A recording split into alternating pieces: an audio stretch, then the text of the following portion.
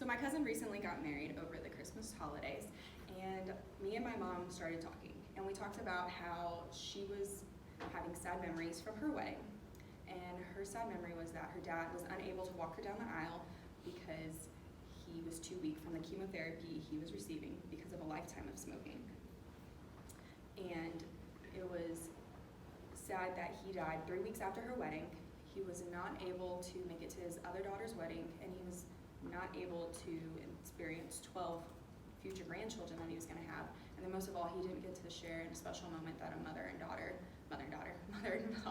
experience. And it was all because of smoking.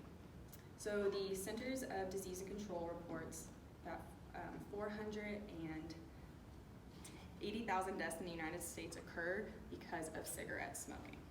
So today I want to discuss with you, first off, the risks that are associated with smoking.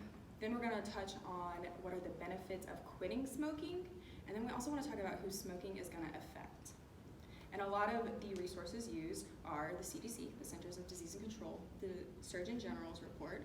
We're also going to have the National Heart, Lung, and Blood Institute, and then an Elsevier textbook for medical surgical nursing. So now let's first discuss our risk of smoking.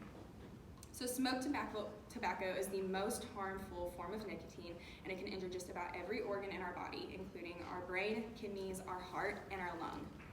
And smoking has been directly related to developing lung cancer, and it is responsible for 80 to 90% of all lung cancers. The National Heart, Lung, and Blood Institute reports that cigarette smoking causes 1 in 5 deaths in the United States each year. It also it can cause peripheral artery disease, which can cause decreased blood flow to our major organs in our limbs. It can cause a heart attack or a stroke. And then peripheral artery disease is a risk factor for heart disease. Now, smoking is the #1 cause for heart disease.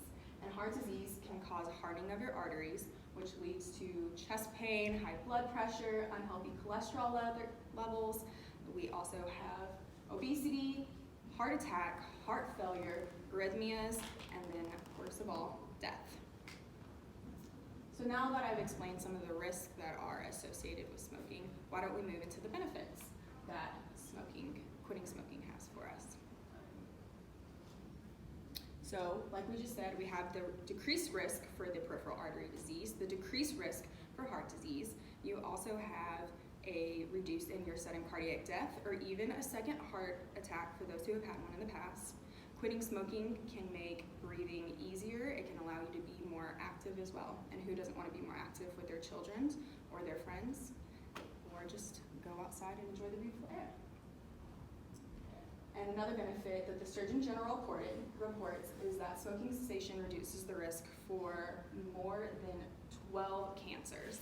So that would be our kidney, the liver, stomach, bladder, and as we said earlier, a risk for smoking is directly related to 80 to 90% of all lung cancers. So we got a good chance there if you can decrease.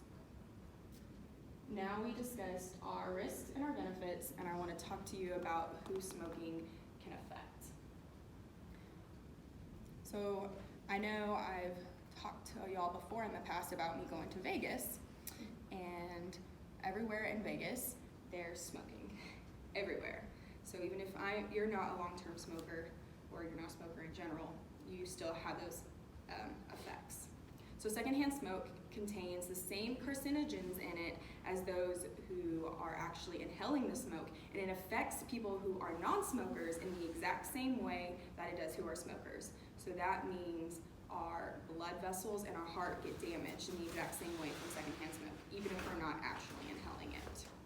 So secondhand smoke is going to increase our risk for the coronary artery disease in children and teens by damaging their heart tissues, lowering their HDL cholesterols, and we want our HDLs to be high, and then it can also raise their blood pressure. The CDC reports that 1 in 3 high school students smoke.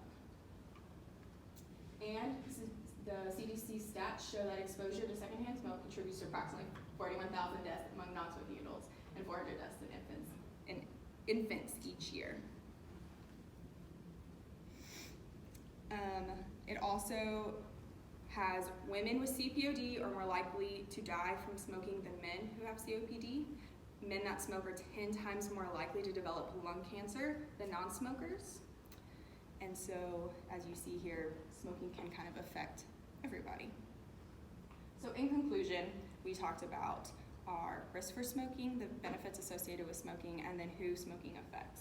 And I want to leave you with this quote from C.S. Lewis. You can't go back and change the beginning, but you can start where you are and change the ending.